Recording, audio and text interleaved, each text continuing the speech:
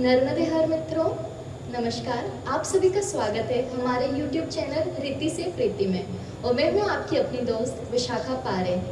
जैसे कि आप सब जानते हैं, हमारा ये चैनल व्रत, त्योहार, रीति रिवाजों से जुड़ा है और हम कुछ विद्वानों का इंटरव्यू लेके उस माध्यम से आप तक जानकारी पहुँचाते हैं।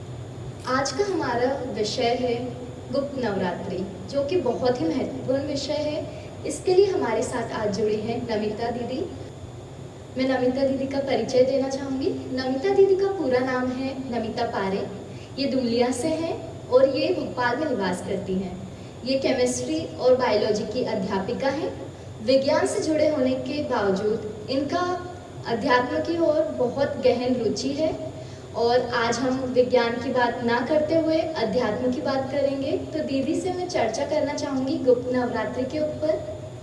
दीदी, आपका बहुत बहुत स्वागत है। तो दीदी, इसी के साथ अपन अपनी चर्चा शुरू करते हैं। मेरा पहला प्रश्न है कि इस साल गुप्त नवरात्रि कब आ रही है और साल में कितनी बार आती है?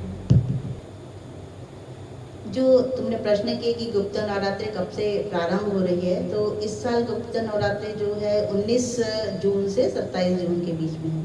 और ये गुप्त नवरात्रि दो तरह की होती हैं, आषाढ़ में आती है और एक माघ में आती है। आषाढ़ और माघ की गुप्त नवरात्रि इतनी प्रचलित नहीं है क्योंकि हम सभी इस विषय में ज़्यादा जानकारी नहीं रखते हैं। शारदीय और चैत्र नवरात्रि के बारे में हम सभी को मालूम रहता है। दीदी, जैसा आपने बताया शारदीय और चैत्र नवरात्रि का, तो ये गुप्त नवरात्रि उन दोनों से अलग कैसे है? चैत्र नवरात्रि है, उसमें हम जो साधना करते हैं, और ये गुप्त नवरात्रि में जो साधना करते हैं उसमें कोई खास परिवर्तन या कोई नहीं है, किंतु उसमें जो साधना का महत्व है वो गुप्त नवरात्रि के नाम से है। इसलिए यहाँ 10 महाविद्याओं का बहुत ज़्यादा वर्णन किया गया है। तो मैं उन 10 महाविद्याओं के बारे में बताऊँगी। ये जो 10 महाविद्याएं हैं, महाकाली, तारा देवी, त्रिपुर सुंदरी, भुवनेश्वरी, माता छिन्नमस्ता, त्रिपुर भैरवी, धूमावती, बगलामुखी, मातंगी और माँ कमला, इन सभी देवियों की हम आराधना करते हैं। किंतु हम माँ भगवती को दुर्गा रूप में बहुत अधिक मानते हैं, तो हम माँ दुर्गा की ही ज़्यादा आराधना करते हैं। तो दीदी, इस नवरात्रि का महत्व क्या है?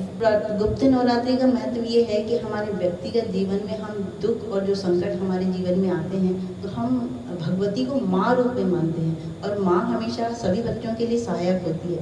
तो जब हम माँ रूप में उनको मानकर हम उनकी आराधना करते हैं, तो वो हमारी कहीं ना कहीं किसी भी तरह से हमारी रक्षा करते हैं।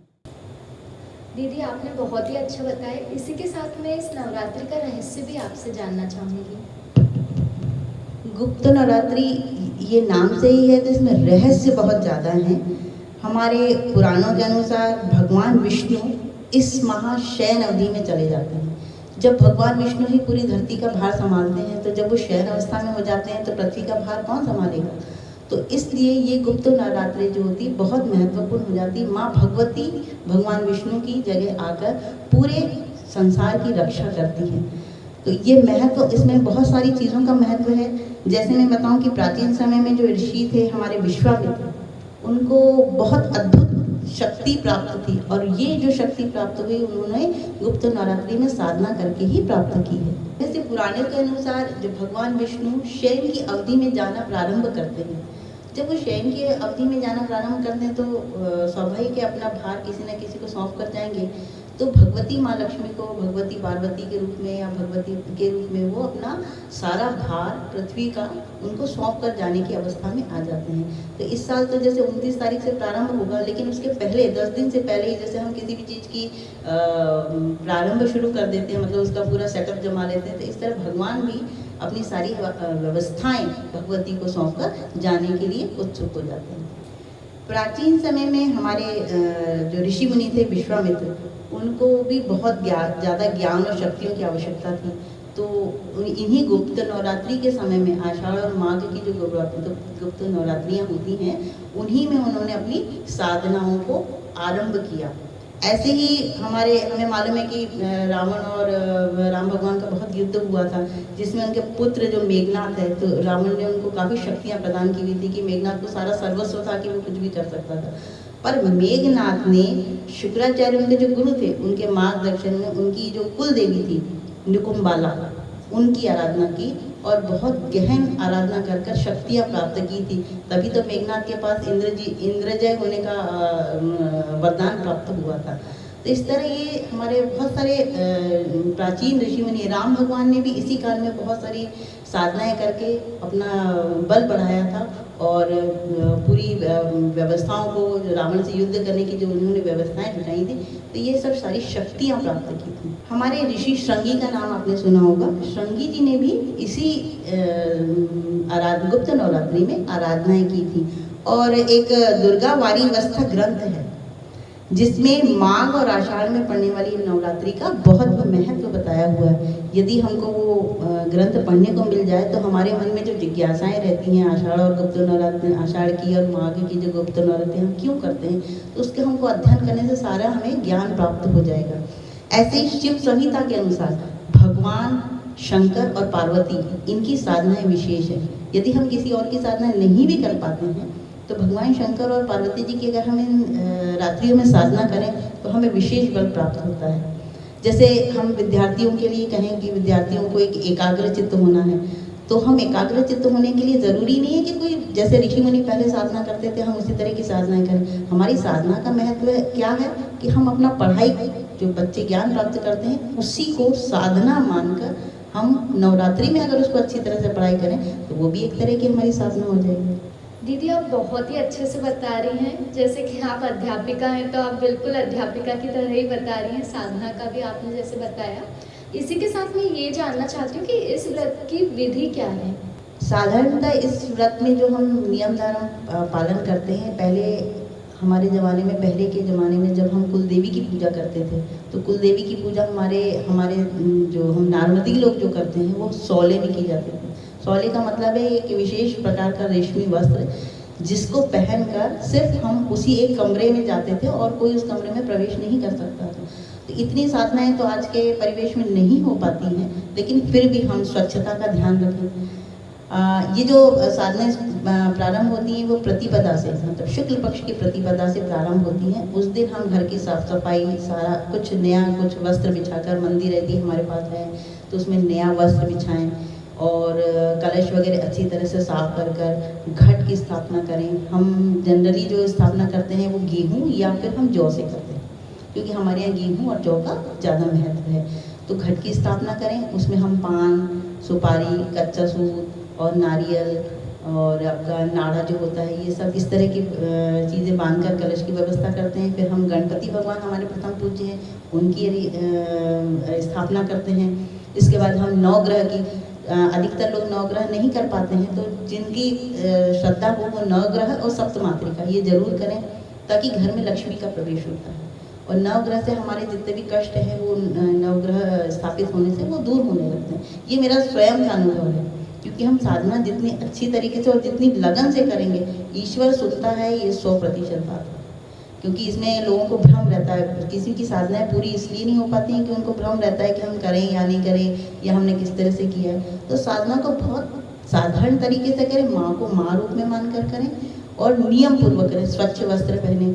फिर प्रतिपदा के दिन हम प्रारंभ से पूजा करके अष्टमी तक आते हैं, तो अष्टमी के दिन हम कन्याओं को भोज करवाएं। यथोचित हमारी जो सामग्री है वो हम दान करें।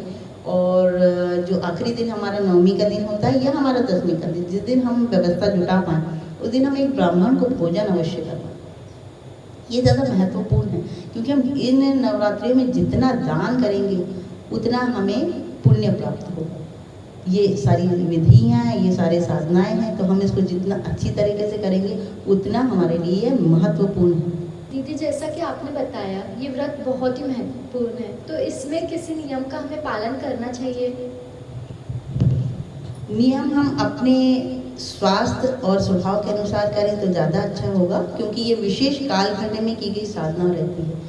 और ये साधना गुप्त साधना के नाम से ही, जैसे नवरात्रि का नाम है तो गुप्त साधना है, तो हमें ज़्यादा से ज़्यादा किसी भी तरह की साधना का प्रचार ना करें। जो हम साधना कर रहे हैं, जो हम अनुभव कर रहे हैं, वो हम अपने तक ही सीमित रखें। हमारा इसमें खान पान, रहन सहन, संयम और अनुशासन बहुत ज़्यादा ज़रूरी है। जितना हम अनुशासित रहेंगे उतने हम अच्छी तरीके से नियम पूर्वक उठना। यदि हम 4 बजे उठ रहे हैं तो हमें 9 दिन में तो कोशिश करनी ही होगी कि हम 4 बजे ही उठें।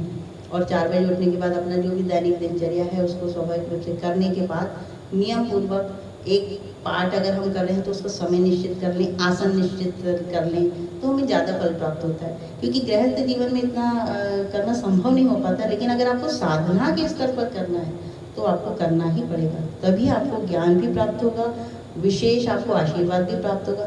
स्वयं का मेरा अनुभव है कि अगर हम साधना करते हैं तो माँ सामने से गुजर के जाती है, यदि अपना पल्ला हिल रहा है या कोई विशेष अपने को ऐसा लगता है कि हमें आशीर्वाद दे के ही जा रही है। तो दीदी, जितने भी नए साधक हैं उनको आप क्या संदेश देना चाहती हैं? जो इस बार प्रवेश करना चाह रहे हैं इस साधना में, हम गृहस्थ जीवन में रहकर शायद मुझे लगता है कि हम ज़्यादा अच्छी साधना कर सकते हैं। हम ऋषि मुनि तो है नहीं, तो हम कहीं नदी के सरोवर के किनारे जाकर इस तरह की या गुप्त गुफा में जाकर साधना तो नहीं कर सकते, लेकिन हमारी सामर्थ्य के अनुसार हम गृहस्थ जीवन में रहकर अगर जितनी साधना करेंगे तो वो हमारे लिए ज़्यादा फलदायी होगा। बस ये मैंने आपको पहले भी बताया कि हमारा नियम पालन होना चाहिए।